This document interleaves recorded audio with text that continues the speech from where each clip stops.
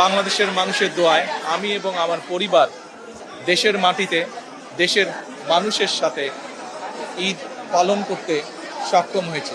তার জন্য আমি প্রথমেই আল্লাহ রব্বুল আলমীর দরবারে শুকরিয়া আদায় করছি। এই দেশের একজন নাগরিক হিসাবে আল্লাহ রব্বুল আলমীর কাছে